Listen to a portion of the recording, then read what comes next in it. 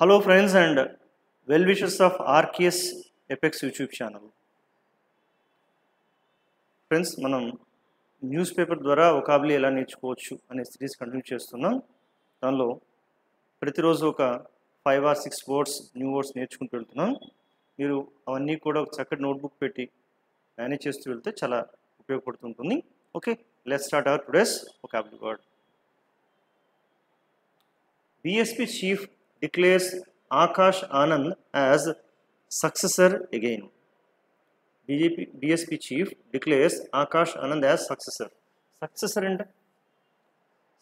అంటే వారసుడు అంటే తన తర్వాత నెక్స్ట్ వచ్చేవాడు అన్నట్టుగా వారసుడు. సో సక్సెసర్ వారసుడు. Someone or something that comes after another person are thing. ఒకటి తర్వాత రావడం అంటే ఇంగ్లీష్లో చెప్తే అంతగా అర్థమయ్యే విధంగా లేదు కదా, చూడండి ఒకసారి. Someone or something that comes after another person are thing అంటే ఒకటి తర్వాత వచ్చేవాళ్ళు. మనకు లోకల్ టెర్మినాలజీ అయితే చాలా ఈజీగా అర్థమవుతుంది. దాన్ని మనం ఏమంటున్నాం ఇక్కడ, వారసుడు. అందుకని ఇంగ్లీష్ టు ఇంగ్లీష్ నేర్చుకోవచ్చు, తప్పేమీ లేదు. But sometimes if you come to know the meaning in our mother tongue, then surely the meaning of the word reaches our heart. అది హృదయానికి చేరుతుందా కూడా, లేదంటే అక్కడ దాకా ఉండి తర్వాత మర్చిపోయే అవకాశం ఉంటుంది. క్లియర్? సో అంటే మనకు ఒక లోకల్ ఫీల్, ఓ సక్సెస్ అంటే వారసుడా అనేది వచ్చేస్తుంది కూడా. Clear? Right. The hunt is on for a successor to Modi. అంటే మోడీ తర్వాత ఎవరు వారసుడు, నెక్స్ట్ ఎవరు అంటే మోడీ పిల్లలు లేదంటే అలాగని కాదు, ఆ పిఎం పోస్ట్లో ఉంటే నెక్స్ట్ ఎవరు అనే దాని మీద హంట్ కొనసాగుతుంది, అంటే వేట కొనసాగుతుంది లెక్క. ఇది జస్ట్ సరదాగా ఎగ్జాంపుల్ కోసం నేను రాశాను, నిజంగా జరుగుతుంది కాదు. Okay, right. ద హంట్ అంటే వేట. Is on for a successor to Modi, ఆయన నెక్స్ట్ ఎవరా అనే దాని మీద ఇంకా కొంచెం చర్చ, గొడవ, వేట కొనసాగుతుంది అని చెప్పడం. His name was mooted as a possible successor. అంటే అతడి పేరు అక్కడ ప్రస్తావించబడ్డది. మూటెడ్ అంటే కనుక ఒక చర్చకు అతని పేరుని పెట్టడం, దాని గురించి చర్చించడానికి సుముఖంగా ఉండడం అట్లా అనమాట. మూట్ అంటే సజెస్ట్ సంథింగ్ ఫర్ డిస్కషన్, ఒక డిస్కషన్ కోసం, చర్చ కోసం సజెస్ట్ చేయడం. అలాగే అతని పేరు అక్కడ సజెస్ట్ చేయబడ్డది, అతని పేరు గురించి కొంత డిస్కషన్ జరిగింది అని చెప్పడం అక్కడ. So his name was mooted as a possible successor అంటే నెక్స్ట్ వారసుడుగా కొంచెం ఇతనికి అవకాశం ఉందనే విషయం అక్కడ కొంచెం చర్చ జరిగింది. Power dues remain unresolved. Power dues అంటే ఈ విద్యుత్ బిల్లుల తాలూకా అవి ఇంకా చెల్లించలేదు. Remain unresolved. రిజాల్వ్ అంటే పరిష్కరించడం, అన్రిజాల్వ్డ్ అంటే ఇంకా పరిష్కరించి కాబడలేదు. అంటే రిమైన్ అనే పదం మన అందరికీ తెలుసు, కానీ రిమైన్ని డైలీ లైఫ్లో స్పోకెన్ ఎలా వాడతారో చాలా బాగుంటుంది, చూద్దాం. రిమైన్ అంటే మిగిలిపోవడం, అంటే అలాగ మిగిలిపోవడం, ఉండిపోవడం. అదే రిమైన్స్ అంటే శిథిలాలు. రిమైండ్ ఇది ఒక రెగ్యులర్ వర్బ్ అని.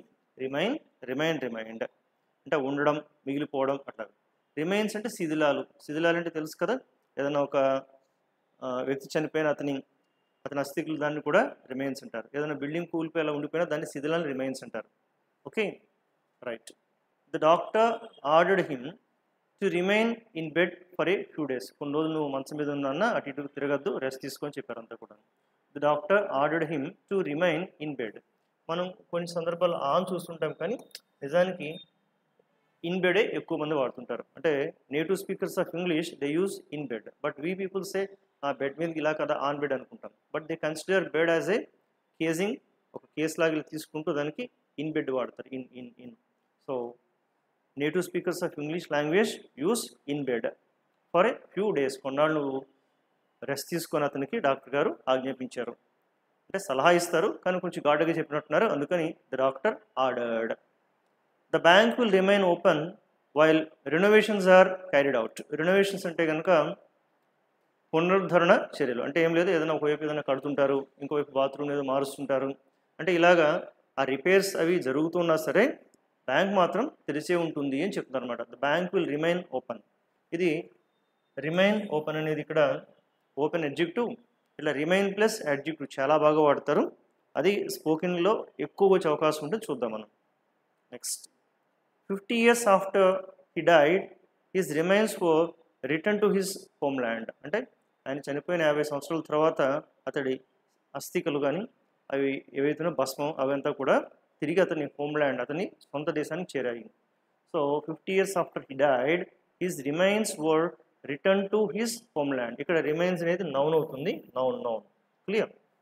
Next the remains of lunch were still on the table. ఇక్కడ రిమైన్స్ అంటే అన్నీ తినేసిన తర్వాత మిగిలిపోయినటువంటి పదార్థాలు అన్నీ కూడా అక్కడ అంట్లు అవి ఏమంటారు ఎంగిలి మెతుకులు కానీ అవి కానీ అన్నీ అక్కడ దానిపైన అలాగే ఉండిపోయినాయి అంతా కూడా. The remains of lunch were still on the table పైన ఉంది, ఎవరు క్లీన్ చేయలేదు అన్నట్టు. సో ఇవన్నీ ఓకే. బట్ మనం తెలుసుకోవాల్సింది ఏంటంటే రిమైన్ అనే వర్డ్ ఒక యాడ్జెక్టివ్ కాంబినేషన్స్తో ఎంత బాగా వాడతారు అని చూద్దాం మనం. Remain, so remain plus adjective. So remain open, remain closed. ఏదైనా కొన్నిసార్లు ఒక కాలేజ్ కానీ ఆఫీస్ కానీ యూనివర్సిటీ ఇట్లా ఏదైనా ఒక ఆర్గనైజేషన్కి హాలిడే ఇచ్చారనుకోండి, హాలిడేస్ అక్కడ నోటీస్ బోర్డులో పెట్టాలి కదా, ఏం రాస్తుంటారు? So the institute will remain closed till 30th June, 30 June వరకు లేదనుకోండి, then the institute will remain closed, అప్పుడు దా క్లోజ్ చేయబడి ఉంటుంది. మళ్ళీ నెక్స్ట్ 1st July స్టార్ట్ చేస్తారు, the institute will remain open on 1st July అలాగే. కానీ ఏదైనా ఒకసారి మళ్ళీ పండుగలు ఉంటాయి, స్పెషల్గా ఫెస్టివల్స్. కొద్దిమంది ఏం చెప్తారంటే మాది షాప్ 6 AM నుంచి నైట్ 11 PM వరకు ఓపెన్ చేసి ఉంటుంది చెప్తారు అన్నమాట. ఇక్కడ అంటే ఎప్పుడు కూడా అంతవరకు ఉండదు, బట్ పండుగ సందర్భంగా ఉంటుంది. అప్పుడు వాళ్ళు రాసుకుంటారు కదా, on account of the festival, on account of festival hour shop remains open from 6 AM to 11 PM. Hour shop remains open అంటే తెరిచే ఉంటుంది. అలా ఇట్లాంటి స్టేట్మెంట్స్లు చాలా ఎక్కువ వాడతారు, అర్థం చేసుకోండి. Remain open, remain closed. అలాగే remain calm, remain silent. Entire the meeting he remained silent, he remained calm ఉండిపోయాడు అతను. Remain plus unanswered, okay, unanswered. Many issues remain unanswered అంటే చాలా సమస్యలు ఉండే కానీ అది ఎటువంటి ఆన్సర్ లేక వదిలేస్తారు, అలా ఉండిపోయినాయి. అన్చేంజ్డ్ మార్పు లేకుండా ఉండిపోవడం. So unfulfilled. The syllabus remains unchanged, syllabus మార్చారు, పెద్దగా ఏం లేదు, మార్పులు ఏం లేవు, అదే ఉంది. The syllabus remains unchanged, unfulfilled. Okay, if you don't work hard my dear friends, your dreams will remain unfulfilled. Your dreams will remain unfulfilled. మీ కళలన్నీ కూడా నెరవేరకుండా ఉండిపోతాయి, కాస్త వర్క్ చేయాల్సి ఉంటుంది అలాగా. So unsettled, okay, the problem remains unsettled, అది ఇంకా సెటిల్ అవ్వకుండా ఉండిపోయింది. అలాగే undetected. So the disease in the beginning remained undetected అంటే మొదట్లో అది గుర్తించుకుని ఉండిపోయింది అనమాట. రిమైన్డ్ అన్డిటెక్టెడ్, గుర్తింపకుండా. ఇట్లా ఇవే కాదు, ఇంక మీరు చాలా యాడ్జెక్టివ్స్ కలెక్ట్ చేయొచ్చు, బట్ ఇలా ఉండిపోయింది అని చెప్పడానికి రిమైన్ ప్లస్ ఈ పర్టికులర్ యాడ్జెక్టివ్స్ బాగా వాడుతుంటారు. ట్రై చేయండి, చక్కగా ఇవి యూజ్ చేయొచ్చు. Next, Belgium breathes new life into its title challenge. Breathes new life, మంచి పదం కదా. బ్రీత్స్ న్యూ లైఫ్ అంటే కొత్తగా ఊపిరి పోయి, అంటే కొత్త ఊపిరి పోయడం అంటే ఒక ఓడిపోతున్న టీంని కాస్త గెలిపించడానికి ఎక్కువ చేసి దాన్ని మళ్ళీ నిలబెట్టడం. ఆరిపోతున్న ఒక ఆర్గనైజేషన్ని కాస్త కొత్త జీవం పోసి మళ్ళీ పైకి నిలబెట్టడం. ఇట్లాగా కొత్త ఊపిరి పోయి, breathe new life. So the results of their research have breathe new life into the debate. అంటే ఆ డిబేట్కి కొంత ఊపిరి పోసింది అనమాట.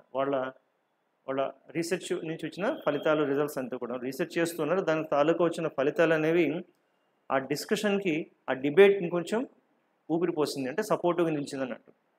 The efforts of the young engineer breathe new life into the project. ఒక ప్రాజెక్ట్ చేస్తున్నారు, ఆ ప్రాజెక్ట్ అనేది ఆల్మోస్ట్ ఇక వద్దు ఆపేద్దాం అనుకున్న టైంలో ఇతడి ఎఫర్ట్స్ అనేవి దానికి కొత్త ఊపిరి పోసి ఇంకా పైకి తీసుకొచ్చింది అంతా కూడా. అంటే ఇది చేస్తున్న ప్రాజెక్ట్ కరెక్టే అన్నట్టు అంతా కూడా. అంటే అప్పుడు దాకా అంత వెలుగులోకి రాకుండా ఉండిపోయిన ప్రాజెక్ట్ ఇతడి ఎఫర్ట్స్తో హ్యాపీగా వెలుగులోకి వచ్చి ఇంకా ముందుకు పోతుంది అన్నట్టు. The efforts of the young engineer breathe new life into the project. Rajamouli's achievements breathe new life into Tollywood. అంటే అతను సాధించిన అచీవ్మెంట్స్ అంటే వేరే దేశాల్లో కూడా టాలీవుడ్ సినిమాల్ని అక్కడ డబ్ చేయడం, I mean to say Japan, China, okay, అంటే ఇలాంటి వాటి వల్ల ఏమవుతుందంటే నెక్స్ట్ వచ్చే వాళ్ళు కూడా ప్రయత్నిస్తారు అన్నమాట అక్కడ. అలాగా ఒక టాలీవుడ్కి ఒక కొత్త ఊపిరిని ఊదేడుతను, అంటే అతని అచీవ్మెంట్స్ అన్నీ కూడా అలా చేయగలిగిందని చెప్పడం. So his achievements breathe new life into Tollywood. అంటే ఒక మార్గదర్శకంగా వెనకాల వాళ్ళు కూడా మనం కూడా ఎందుకు చేయకూడదు అని ఆలోచింపే విధంగా ఒక కొత్తదనాన్ని తీసుకొచ్చి పెట్టిందని చెప్పుకోవచ్చు. Wounded Australia has to stop spearhead Bumrah more than any other Indian player. So spearhead అంటే కనుక రకరకాల అర్థాలు ఉన్నాయి. ఇక్కడ ఒక అర్థంగా తీసుకుంటే కనుక అన్ attack are A course of action, అంటే అతడి దాడి అనమాట. ఇక్కడ దాడి అంటే కనుక అక్కడ బౌలింగ్తో చకచక వేయడం కానీ ఆ దాడి. సో ఈ బూమ్రా దాడిని ఈ ఆస్ట్రేలియా ఆల్రెడీ ఓడిపోయింది, ఓకే, ఆఫ్ఘనిస్తాన్ అనుకుంటూ ఓడిపోయింది. సో గాయపడిన ఆస్ట్రేలియా ఏం చేస్తుంది, హ్యాస్ టు స్టాప్ బూమ్రా, అంటే ఈ బూమ్రా దాడిని ఎలాగైనా ఆపాలి. ఏ ఇండియన్ పేరుతో పోల్చినా ఇతను కొంచెం డేంజరస్గా మారచ్చు, ఇతను ఆపాల్సి ఉంటుందని ఒక కామెంట్. స్పియర్ హెడ్ అంటే ఇంకోటి ఒక నౌన్గా ఇలా బల్యం వేస్తారు, దాన్ని కూడా చెప్తారు స్పియర్ హెడ్ అన్నట్టు, బట్ ఇట్స్ ఓకే. ఇక్కడ spearhead. So noun an attack or a course of action. He is the spearhead of the project. ఆ ప్రాజెక్ట్ మొత్తాన్ని కూడా అతనే ఒక విధంగా ముందుండి తీసుకెళ్ళేటవాడు, అంటే ఒక నాయకుడిగా చెప్పుకోవచ్చు. అంటే దాన్ని టోటల్ యాక్షన్ పట్టుకుని ముందుకు వెళ్ళేవాడు అతనే. He is the spearhead of the project. I will spearhead our new marketing campaign, అంటే మన క్యాంపెయిన్ ప్రచారం, అంటే ఈ మార్కెటింగ్ ప్రచారం అంతా కూడా నేనే సారథ్యం వహిస్తాను, అంటే ఆ కోర్స్ ఆఫ్ యాక్షన్ అంతా నేనే తీసుకుంటాను అన్నమాట అక్కడ. So I will take the course of action of our new marketing campaign ఇలా. దెన్ ఇది చూడండి, ఇవి రకరకాల సినిమాలు, కార్తికేయ, ఏంటిది చందు ఛాంపియన్, ఏవో కొన్ని సినిమాలు ఉన్నాయి. సో మంచిది. Sholay. Word of mouth matters, అంటే ఏంటి ముఖ్యం బాబు అంటే కనుక మీరు పబ్లిసిటీకి ఎంత ఖర్చు పెట్టారు, అలా ఈ సినిమా ఎంత బాగా తీశారు అని సెకండరీ. కానీ సినిమా చూసిన తర్వాత అందరూ ఏమనుకుంటున్నారు అంటే వర్డ్ ఆఫ్ మౌత్, అంటే వాళ్ళు ఏం ఆడుకుంటున్నారు అనేది ఎక్కువ విషయం అవుతుంటుంది. క్లియర్. సో ఇందులో నేర్చుకోవాల్సిన చాలా మంచి మంచి పాయింట్స్ ఉన్నాయి. ఈ కింద ఇచ్చిన 2 లైన్స్లో చూడండి. Film makers and distributors admit అంటే వాళ్ళు అంగీకరిస్తున్నారు, ఒప్పుకుంటున్నారు. ఏమని? That admit they have little control over a film success. ఇది పదం చాలా మంచి పదం, అర్థం చేసుకోవాలి. Little control. ఫ్రెండ్స్ ఇక్కడ ఏ లిటిల్ అంటే కనుక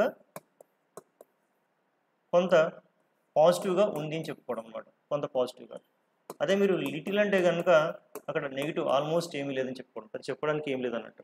అంటే ఫిల్మ్ మేకర్స్ ఏమంటారంటే we have little control over a film success.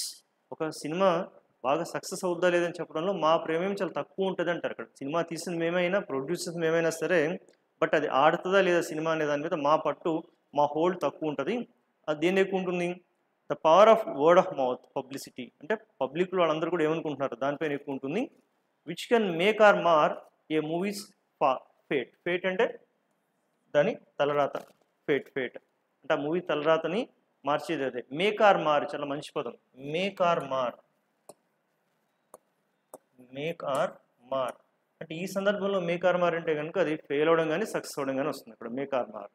వేరొక సందర్భంలో మేక్ ఆర్ మార్ అంటే కనుక మేక్ అంటే కన్స్ట్రక్ట్, మార్ అంటే destruct. So make or mar, okay. Whether you make or mar your career, that's up to you. I'm not going to get into it. మీ దానిలోకి నేను రాను బాబు. Whether you make or mar it, up to you, నువ్వే చూసుకోపో. Make or మార్ అంటే either construct are destruct, నువ్వు బాగు చేసుకుంటావు చెడు చేసుకుంటావు, నీ ఇష్టం, మాకు సంబంధం లేదు. అలా ఓ సినిమా హిట్ అయినా ఫట్ అయినా ఇది వర్డ్ ఆఫ్ మౌత్ పైన డిపెండ్ అవుతుందని చెప్తున్నారు అనమాట. ఇక్కడ మనం నేర్చుకోవాల్సిన ఒకటి మేక్ ఆర్ మార్ చాలా రెగ్యులర్గా వాడే పదం ఒకటి. లిటిల్ అనేది నెగిటివ్గా వాడతారని నేర్చుకోండి. లిటిల్ ఏ లిటిల్ అంటే పాజిటివ్, అంటే ఇట్లాగా I have a little hope అంటే నాకు కొంచెం ఆశ ఉంది. ఐ హ్యావ్ లిటిల్ హోప్ అంటే ఆ పెద్దగా ఆశ లేదని లెక్క. ఏ పెడితే పాజిటివ్, ఏ లేకపోతే నెగిటివ్ అనే విషయం గుర్తించండి. Clear. Next, Jagan grabbed land for YSR's offices across state. రాష్ట్రం అంతా కూడా చాలా ప్రభుత్వ భూములు వాటిని కూడా గ్రాబ్ చేసుకున్నాడు, అంటే లాక్కున్నాడు, తన చేతులకు తీసేసుకున్నాడు అని చెప్పడం. Grab in the sense to take hold of something, తన చేతులకు తీసుకోవడం కొంత. ఆర్ సంబడి, ఒక వ్యక్తిని కానీ ఒక విషయాన్ని కానీ లేదంటే ఒక స్థలాన్ని కానీ. సడన్లీ అండ్ రఫ్లీ, సడన్గా ఒక విధంగా. ఇక్కడ రఫ్లీ అంటే కనుక ఎవరైనా ఇలా గ్రాబ్ చేశారనుకోండి, లాగారనుకోండి, అక్కడ అది రఫ్లీ అవుతుంది. ఇంకొక విధంగా చూసుకోవాలంటే ఆ భూమిని దానంతా కూడా చేజికిచ్చుకోవడం, తన చేతిలో పెట్టుకోవడం అని వస్తుంది. తను ఏ మగర్ అంటే రాబర్, అంటే ఒక దోపిడీ చేస్తాడు, రాబర్ దొంగ.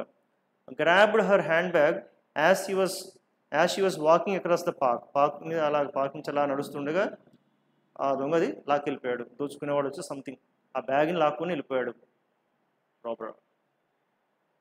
అదే ఈ గ్రాబ్ని ఒక అవకాశాన్ని తీసుకునే విధంగా ఎక్కువ వాడతారు. అంటే గ్రాబ్ ద ఆపర్చునిటీ, అంటే టేక్ ద ఆపర్చునిటీ అన్నమాట అంతా కూడా. Clear. If you don't grab this opportunity you might not get another one. ఈ అవకాశం ఉపయోగించకపోతే నీకు మరొక చక్కటి అవకాశం రాదు. So try to grab this opportunity అంటే ఈ అవకాశాన్ని ఉపయోగించుకో అని చెప్తాను అనమాట ఇక్కడ. If you don't grab this opportunity you might not get another one. So we had better get there early అంటే మనం అక్కడ తొందరగా ముందుకెళ్తే మంచిది. హ్యాడ్ బెటర్ అనేది ఒక సలహాకు వాడతారు.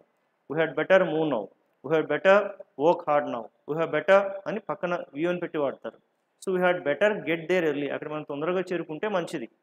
So otherwise or what happens someone else will grab the best seats అంటే ఆ ముందు సీట్స్ కానీ చాలా అన్ని సీట్స్ వేరే వాళ్ళు కూర్చుండిపోతారు. మేబీ ఒక ప్రోగ్రామ్కి వెళ్తున్నాం, ఆ ముందు కూర్చుంటే చాలా బాగుంటుంది అన్నట్టుగా భావిస్తున్నారు. మనం తొందరగా వెళ్ళకపోతే ఆ సీట్స్లో ఎవరో కూర్చుంటారు అని చెప్తున్నారు. So we had better get there early or someone else will grab the best seats. ఇలా గ్రాబ్ అంటే చేజికిచ్చుకును, ఇక్కడ ఒక అవకాశాన్ని తీసుకోవడానికి కూడా గ్రాబ్ వాడతారు. గ్రాబ్ ద ఆపర్చునిటీ అన్నట్టుగా అంతా కూడా clear. So friends this all about this video. So ఆ వర్డ్స్ అన్నీ కూడా కొంచెం చక్కగా నోట్ చేయండి. మనం మరొక నెక్స్ట్ వీడియోలో కలుద్దాం. అలాగే ఈ వొకాబులరీ వర్డ్స్ రోజు ఫాలో అయ్యేవాళ్ళు ఎప్పటికప్పుడు ఒకసారి రివైజ్ చేస్తూ ఉండండి. అలాగే ఇంగ్లీష్ నేర్చుకోవాలి, కొంచెం కొత్త వొకాబులరీ నేర్చుకోవాలనుకునే వాళ్ళకి ఈ వీడియోస్ సజెస్ట్ చేయండి, వాళ్ళకు కూడా ఉపయోగపడుతుంది అంతా కూడా. Clear? Okay, will see again tomorrow. Thank you, bye.